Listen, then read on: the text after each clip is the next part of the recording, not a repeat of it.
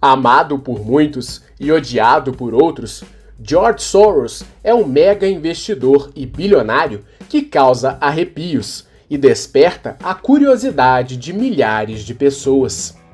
Famoso por sua atuação no mercado financeiro e por ter se tornado mundialmente conhecido como o homem que quebrou o Banco Central da Inglaterra, Soros permanece como sendo uma das figuras mais influentes da economia global, despertando todo tipo de sentimento em pessoas de todo o mundo. Batizado como George Schwartz, o investidor nasceu na data de 12 de agosto de 1930, na cidade de Budapeste, capital da Hungria. Em sua infância, sua terra natal acabou sendo invadida pelos nazistas, e desde então sua vida mudou para sempre. De família judaica, o investidor teve que utilizar documentos falsos para escapar da perseguição em sua terra natal, e assim passou a ser conhecido pelo nome de George Soros. A adoção do sobrenome Soros ia além de uma camuflagem. A palavra foi escolhida por seu pai devido ao significado em húngaro, o próximo da linha ou o sucessor designado. O pai de George, Tivadar, era um advogado bem-sucedido e tinha vários negócios na Hungria. Segundo o próprio Soros, durante a perseguição aos judeus no país, seu pai teria ajudado vários outros judeus a escaparem da perseguição. Na mesma época, Soros sobreviveu à ocupação nazista com documentos que atestavam que sua família era de origem cristã. Por conta da documentação, Soros conviveu diretamente com um agente do governo alemão, encarregado para vigiar e perseguir judeus. Ao lado do oficial, Soros teria ajudado forçadamente a expropriar bens de outros judeus. Anos depois, o investidor descreveu o ano de 1944 como o ano mais feliz de sua vida, quando testemunhou os atos de heroísmo de seu pai junto à comunidade judaica. Após o período da guerra, Soros e sua família mantiveram uma vida confortável. Aos 17 anos, ele foi para a Inglaterra. Por lá, estudou na London School of Economics, onde se graduou em filosofia e posteriormente fez um mestrado na área. Enquanto estudante, o investidor aliava os estudos à prática de bicos, como garçom de boate e carregador de malas de uma ferrovia. Outra atividade que ele também passou a desempenhar foi a venda de produtos e souvenirs nas ruas da cidade, o que lhe dava um bom retorno financeiro. Na época, o jovem George já era engajado politicamente. Em seu tempo livre, ele era visto falando nas ruas de Londres com outros jovens sobre a ideia de internacionalismo, uma ideia que transcende o nacionalismo e acredita que o mundo deve viver mediante uma cooperação mútua entre nações e pessoas. Porém, apesar de ter uma formação em filosofia e ter desempenhado várias funções, o caminho do futuro bilionário estava em outra área: os investimentos. Após enviar seu currículo para várias empresas buscando trabalho em sua área, Soros decidiu se candidatar também a empregos em bancos de investimento. Em uma dessas tentativas, o jovem conseguiu um emprego na Singer Friedlander, um banco de investimentos de Londres. Para sua sorte, o responsável por sua contratação também era húngaro, fator que foi essencial em sua admissão. No banco, primeiramente Soros trabalhou como balconista e depois foi transferido para o departamento de arbitragem. Por lá, conheceu um colega de trabalho, Robert Mayer, que lhe sugeriu que tentasse uma vaga na corretora de investimentos de seu pai em Nova York, a F.M. Mayer.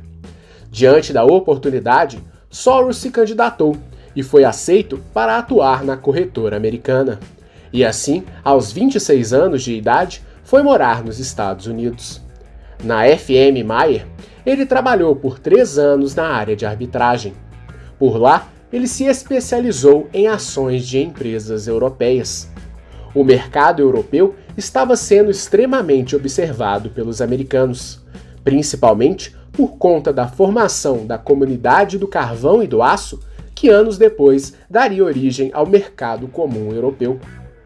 Em 1959, Soros se mudou para a Wertheim & Company, uma boutique de investimentos em que o investidor pretendia acumular $500 mil em 5 anos de trabalho, para então voltar à Inglaterra e se dedicar à filosofia, sua grande paixão. Mas ele ficou na empresa somente até 1963, atuando como analista de investimentos, com atenção especial para papéis europeus. Enquanto atuava no mercado financeiro, Soros começou a vislumbrar na prática os ensinamentos de seu professor na faculdade de filosofia, Karl Popper. Popper foi um filósofo com grande atuação no pensamento econômico mundial. De um comunista militante, ele havia se tornado um liberal convicto, sendo um dos responsáveis por cunhar o pensamento liberal da chamada Escola Austríaca de Economia, com outros nomes importantes, como Ludwig von Mises e Friedrich Hayek. Segundo os ensinamentos de Popper, Soros desenvolveu sua própria visão acerca do mercado financeiro, chamado por ele mesmo de teoria da reflexividade. Para ele, o valor vigente das coisas em um mercado é determinado pelo julgamento dos envolvidos, que muitas vezes é falho, e não pelos fundamentos da economia. Segundo ele, são ideias de indivíduos e eventos em geral que influenciam o mercado, numa espécie de reflexo de seus participantes. Por conta disso, o mercado tem ciclos virtuosos e ciclos viciosos, de alta e queda. E para ele, não haveria, portanto, um equilíbrio dentro das relações financeiras no mundo, como defendem alguns teóricos clássicos. Sob essa visão, Soros trabalhou de 1963 a 1973 como vice-presidente da Enron N.S. Bleachholder, um trabalho que ele não gostava, mas que lhe serviu de escola para aplicar suas visões e sua teoria de reflexividade. No começo, sua atuação foi tímida, pois o mercado europeu, que era sua especialidade, passava por um momento de estagnação, por conta da introdução do imposto de equalização de juros. Aos poucos, ele começou a aplicar sua visão de mercado aos investimentos da empresa, e em 1966, ele deu início a uma série de investimentos, utilizando cerca de $100 mil da empresa. As iniciativas foram bem-sucedidas, provando o talento do jovem Soros. E após esse atestado, a empresa criou um fundo de cobertura que estaria sob o comando do investidor, o First Eagle, em 1967. Em 1969, o próprio Soros criou um fundo de cobertura chamado Double Eagle, com um capital aportado de $4 milhões de investidores. Na ocasião, ele mesmo colocou $250 mil de seu próprio patrimônio na empreitada. O fundo era baseado em Curaçao, nas Antilhas Holandesas, e era uma espécie de ramificação do First Eagle. A empresa foi abraçada também por outro nome que se tornaria uma lenda no mundo dos investimentos: Jim Rogers. O investidor havia entrado na mesma corretora que Soros e desde então se tornaria um grande parceiro de negócio. Através do fundo Double Eagle, eles recebiam não apenas retornos sobre o capital que haviam investido, mas também cerca de 20% dos lucros do fundo anualmente. Em 1970, Soros fundou seu próprio fundo de investimentos, a Soros Fund Management. O fundo foi criado com a parceria de outros investidores, como Jim Rogers novamente, e também teve a adesão de 2 filhos de Soros. Um dos segredos do crescimento do fundo foi se aproveitar dos períodos de crise, principalmente do mercado americano, que foi um dos grandes focos do mercado financeiro mundial na ocasião. No período, os Estados Unidos sofreram com diversas crises, como o choque do petróleo, a crise dos reféns americanos e a renúncia do presidente Nixon. Por conta de conflitos de interesses, em 1973, Soros deixou a Double Eagle e ofereceu seus serviços a boa parte dos antigos investidores do fundo, que passaram a integrar seu novo negócio. Anos depois, o fundo de sua propriedade foi renomeado para Quantum Fund. No momento em que o fundo ganhou o nome de Quantum, a companhia registrava mais de 12 milhões de dólares em sua carteira, sendo apenas uma pequena parte de propriedade de Soros. Porém, ao longo do tempo, tanto Soros quanto Rogers reinvestiam a comissão de 20% que tinham sobre os investimentos totais, aumentando suas fortunas investidas no fundo. Reinvestindo e atraindo novos investidores, o fundo também aumentou sua performance. E em 1981 já controlava 400 milhões de dólares em ativos. Apesar do sucesso, no mesmo ano, o fundo também teve percalços, quando perdeu 22% de valor em sua carteira e viu vários investidores deixando a companhia. Na ocasião, com a saída dos investidores, o fundo ficou com cerca de 200 milhões de dólares em ativos. Entre altos e baixos, o fundo passou a prosperar, e esse crescimento fez com que o fundo controlasse 25 bilhões de dólares em 2011 e cerca de 40 bilhões de dólares nos últimos 2 anos. Em média, o fundo tem retornos anuais de 20% sobre seus investimentos. Todos esses fatos fizeram com que o Quantum fosse considerado o maior fundo de cobertura da história. Ao longo do tempo, além de ativos financeiros, o fundo também passou a investir em negócios, como a cadeia de hotéis Fan Hotels na Argentina. Porém, o nome de Soros não ficou conhecido somente por seu brilhantismo como investidor e gestor de fundo de investimentos. Mundialmente, George Soros ganhou notoriedade no ano de 1992, quando esteve à frente de uma operação financeira feita na Inglaterra, considerada uma das mais bem-sucedidas da história. A jogada começou em um contexto político bastante agitado na Europa. Com a queda do Muro de Berlim em novembro de 1989, a Alemanha começou a dar seus primeiros passos para a completa unificação de seu território, dividido durante a Guerra Fria. Nesse momento, sua moeda, o marco, estava enfrentando uma enorme instabilidade, que influenciava também as moedas de outros países da Europa. Como a Alemanha estava unida de novo, foram necessárias várias medidas para integrar a região oriental, o que aumentou os gastos públicos do governo alemão. O aumento dos gastos trouxe inflação e a necessidade de um aumento da taxa de juros do país. Na ocasião, a Europa dava seus primeiros passos para a criação de uma zona de comércio entre seus países, e uma das medidas adotadas foi feita em 1979, com a criação de uma taxa de conversão entre as moedas europeias, chamada ERM, buscando manter um equilíbrio entre as moedas de cada país.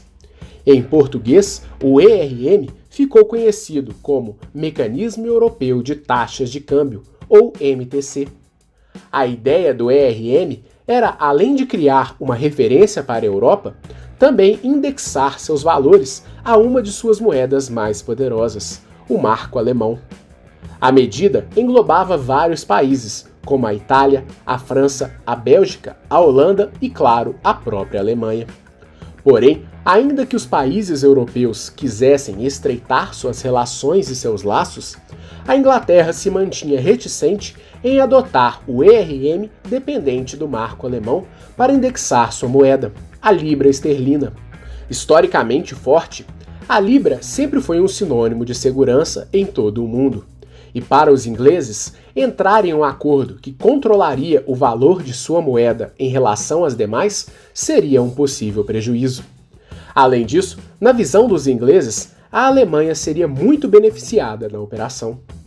A posição da Inglaterra durante o período da ERM era mantida principalmente pela visão de sua primeira-ministra, Margaret Thatcher, que discordava veementemente do acordo. Porém, após forte pressão interna do Congresso inglês, a Inglaterra acabou aceitando fazer parte do ERM, principalmente pela força política de seu ministro das Finanças, John Major. Menos de um mês depois, Thatcher renunciou ao cargo de primeira-ministra e John Major foi eleito o primeiro-ministro inglês pelo parlamento britânico. A subida de Major ao poder representou o triunfo da RM sobre a economia inglesa. Assim, a partir de outubro de 1990, a Inglaterra passou a figurar completamente no acordo após uma adesão lenta. Em um cenário de entrada da Inglaterra no ERM e de uma Alemanha recém-unificada, uma série de turbulências assolou a Europa. Enquanto a moeda alemã estava se valorizando, a Inglaterra dava seus primeiros sinais de recessão econômica. O aumento do valor do marco refletia imediatamente na libra. Se houvesse um aumento no preço do marco, a Inglaterra deveria fazer esforços para valorizar a libra. Se o marco caísse, a moeda inglesa também perderia valor. Para acompanhar a indexação ao marco, vários países europeus aumentaram suas taxas de juros. Mas, enquanto isso, a Inglaterra vivia uma situação complicada. Para aumentar o valor da libra, ela precisaria aumentar sua taxa de juros. Mas, para conter sua crise interna, ela deveria abaixar as taxas, a fim de fomentar seu mercado interno. Para completar, rumores de que a economia da Inglaterra poderia ruir a qualquer momento começaram a se espalhar pelo mundo. No começo dos anos 90, a disparada do valor do marco também representava uma valorização da libra esterlina. Porém, essa valorização era artificial, já que a economia inglesa estava em um momento de dificuldade. Nesse cenário de incerteza, George Soros começou a investir massivamente na compra de libras, sabendo muito bem que a situação do país era precária. Soros também incentivou outros investidores a fazerem o mesmo. O plano de Soros era comprar a moeda inglesa antes de um cenário de alta, e quando a moeda explodisse em valor, ele venderia rapidamente toda a quantia que havia comprado, literalmente apostando contra o Banco Central inglês. Historicamente, os bancos centrais das nações são fundamentais para a regulação do mercado, indicando muitas vezes os rumos que o mercado irá ter. Posto isto, apostar contra o Banco Central de uma nação é quase como apostar contra a banca de um cassino. Em 16 de julho de 1992, a Alemanha decidiu fazer um grande aumento em sua taxa de juros. Esse aumento acabou levando outros países adeptos do ERM a fazerem o mesmo. Obrigada pelo acordo, a Inglaterra seguiu o mesmo movimento, valorizando sua moeda. Ainda assim, o temor em relação à economia inglesa fazia com que investidores vendessem libras e comprassem marcos alemães. Em agosto do mesmo ano, o ministro das Finanças da Inglaterra anunciou que não haveria uma nova desvalorização da moeda inglesa. Porém, tudo mudou quando a Itália decidiu desvalorizar sua moeda, a lira, por também enfrentar uma grave crise econômica interna. O movimento fez com que a Alemanha também fizesse o mesmo, por força do mecanismo cambial europeu. Em meio a um cerco de forças vizinhas, a Inglaterra enfrentava um de seus momentos mais delicados, em que poderia haver aumento de juros ou desvalorização de sua moeda. Apesar disso, seus governantes permaneciam reticentes. Em paralelo, a lira italiana perdia valor dia após dia, e quem havia investido na moeda italiana perdeu milhões na ocasião. Em 15 de setembro de 1992, o governador do Bundesbank, o Banco Central da Alemanha, teve uma conversa informal com um jornalista, em que afirmou que novas desvalorizações cambiais seriam necessárias para que a economia alemã se estabilizasse. A conversa se tornou uma notícia mundial e cairia como uma bomba no mercado europeu. E o jornalista tinha a gravação da conversa para comprovar o ocorrido. Para Soros, a declaração pública do presidente do Bundesbank foi a senha que os investidores esperavam para vender as libras esterlinas. E assim, no dia seguinte, uma quarta-feira, dia 16 de setembro de 1992, Soros deu início ao seu grande plano. Se aproveitando da diferença de fusos horários entre os Estados Unidos, de onde operava, e a Inglaterra, Soros começou a operar seu plano para que suas reservas de libras fossem vendidas integralmente no começo do pregão do mercado europeu. Para conseguir lucrar na jogada, Soros conseguiu negociar a venda de 10 bilhões de libras, um valor que na ocasião ele não possuía. A venda das libras consistia em uma operação financeira chamada de venda a descoberto, ou short selling, em que o investidor vende ativos que não tem por um preço mais alto do que o preço que ele deseja comprar em um futuro próximo. Desse modo, Soros negociaria a venda de libras por um preço alto, sabendo que ao final do dia poderia recomprar as libras por um preço muito menor do que o preço que venderia a moeda inglesa. Foi assim que, na abertura do mercado, Soros vendeu todas as reservas do Quantum Fund e o valor que não possuía, quando a libra estava com o preço mais elevado naquele dia. Começando a venda massiva da moeda inglesa, outros investidores também decidiram aderir ao plano de Soros. Com a crescente venda de libras, pouco a pouco a moeda inglesa passou a ter uma desvalorização sem precedentes para um único dia. A cada nova venda, o pânico se instalava no mercado europeu. Para completar, Soros e seu fundo passaram a comprar marcos alemães, forçando ainda mais uma desvalorização da moeda britânica. Enquanto o investidor operava, o Banco Central inglês foi pego de surpresa e começou a comprar sua própria moeda dos investidores, na busca de aumentar suas reservas internas e estabilizar o valor da libra. Se houvesse menos oferta de libra no mercado, o valor da moeda poderia aumentar, e os ingleses apostavam que poderiam reverter assim o pânico do mercado. De hora em hora, o Banco Central autorizava novas compras, e o prejuízo para a economia inglesa só aumentava, tentando, de certa forma, estancar a sangria daquele dia. Ao mesmo tempo, havia uma esperança dos investidores de que a Inglaterra anunciasse sua saída do ERM, para enfim deixar de ser refém do mercado europeu que sufocava em definitivo sua economia. Enquanto a saída não ocorria, o Banco Central tentou aumentar a taxa de juros diversas vezes, com a esperança de assim aumentar novamente o preço da libra. Em paralelo, George Soros voltava à ativa, e agora passava a comprar libras por um preço extremamente menor do que tinha vendido no começo do dia. Porém, os esforços do governo e do Banco Central não foram suficientes, e ao final do pregão do mercado, a moeda inglesa teve a maior perda de sua história, marcando o dia que ficou conhecido como a Quarta-feira Negra. Ao final daquele dia, o primeiro-ministro inglês anunciou que, além de um novo aumento da taxa de juros, a Inglaterra deixaria o ERM para sempre. Por conta desse evento, a Inglaterra nunca mais se associou a outros países em um mecanismo monetário desde então. E por esta razão, os britânicos não adotaram o euro como moeda oficial como os demais países da União Europeia.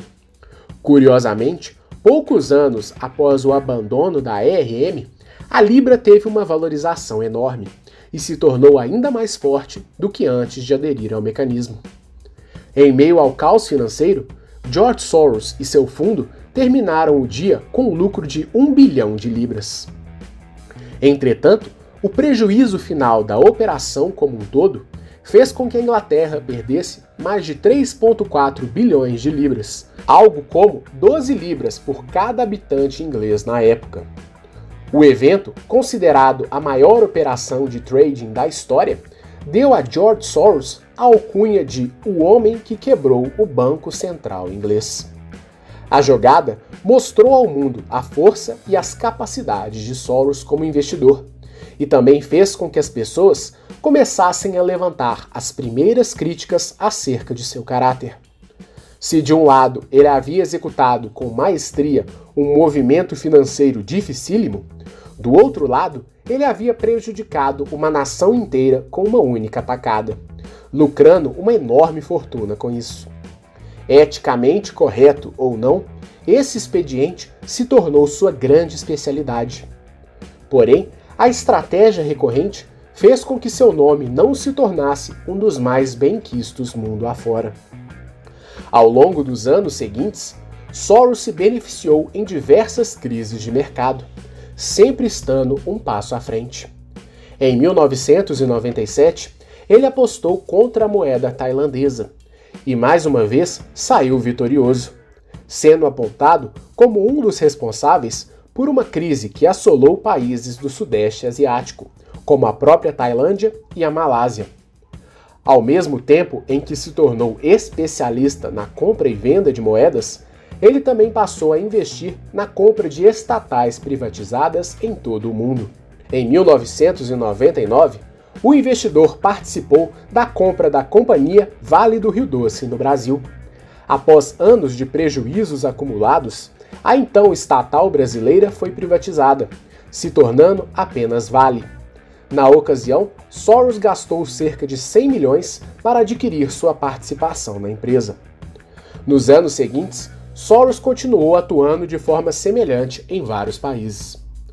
Além de investir fortemente em ações, títulos e em moedas estrangeiras, Soros também é dono de uma pequena participação no clube de futebol da Inglaterra, Manchester United. Todas as suas iniciativas lhe renderam uma fortuna pessoal de mais de 8,3 bilhões de dólares.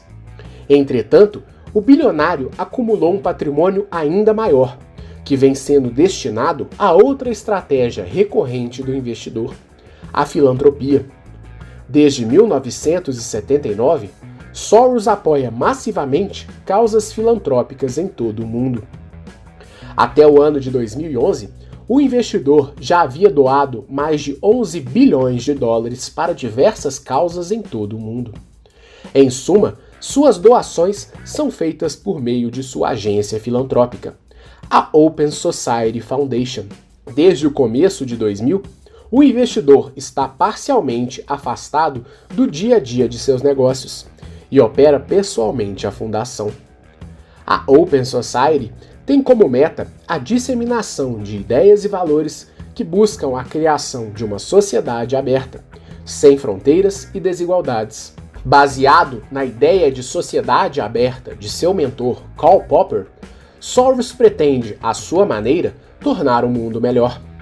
Para Popper, um mundo globalizado, sem a existência de entidades nacionais, pode criar um ambiente em que as pessoas possam ser reguladas apenas pelo livre mercado.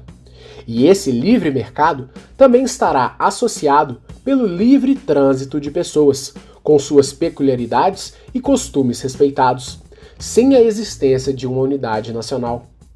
Em prol desse ideal, ao longo dos anos, o bilionário distribuiu bolsas de estudos e fez doações para diversas universidades, principalmente de sua terra natal.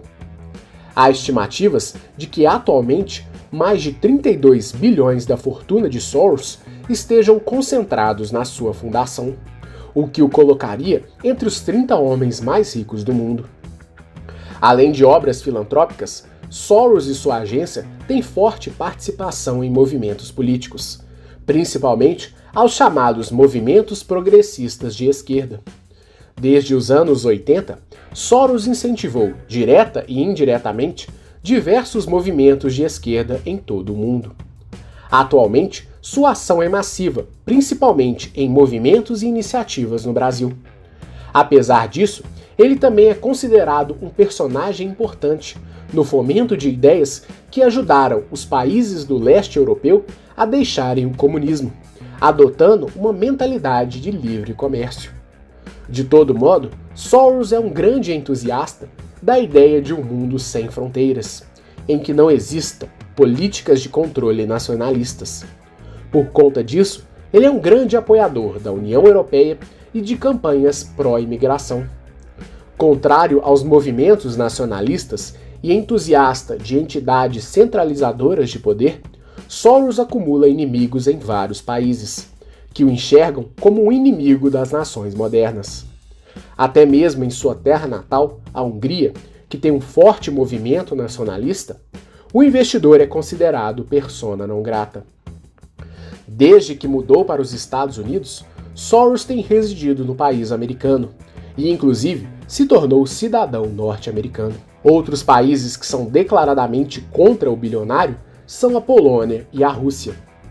Seus críticos acreditam que, apesar de ser um defensor da globalização e da integração dos povos, George Soros, na verdade, tem interesse na implementação do chamado globalismo, que é uma corrente organizacional que defende a existência de um governo único e centralizado, aos moldes da União Europeia atualmente, e que seja capaz de influenciar povos em todo o mundo. A implementação desta nova modalidade de governo seria capaz de eliminar a competição entre nações no campo da economia, reduzindo as flutuações financeiras e, ao mesmo tempo, reduziria as relações comerciais a apenas a relação entre os agentes do mercado, regulados por um único órgão regulador internacional. Além de financiar movimentos de esquerda em todo o mundo e inclusive no Brasil, Soros também é um dos maiores doadores do Partido Democrata Americano e um ferrenho crítico do antigo governo Bush e atualmente do governo Trump. No Brasil, várias ONGs e movimentos financiados por Soros são contrários ao governo Bolsonaro e também às pautas defendidas pelo atual governo. Entretanto, ao mesmo tempo em que o investidor fomenta movimentos contrários ao governo, o bilionário recentemente enviou representantes para investir em obras de infraestrutura do país, como concessões e privatizações junto ao governo brasileiro. Essa dualidade de ações faz com que uma série de suspeitas seja levantada acerca de suas intenções. Seria o investidor apenas alguém querendo impor sua visão de mundo? Ou será que, de fato, ele é apenas um especulador, interessado em desestabilizar economias de todo o mundo para ganhar muito dinheiro com isso? De toda forma, esses são elementos que mantêm a sua figura um verdadeiro mistério. Para muitos, Soros é um gênio dos investimentos, e para outros é um grande vilão. E para você, quem é George Soros?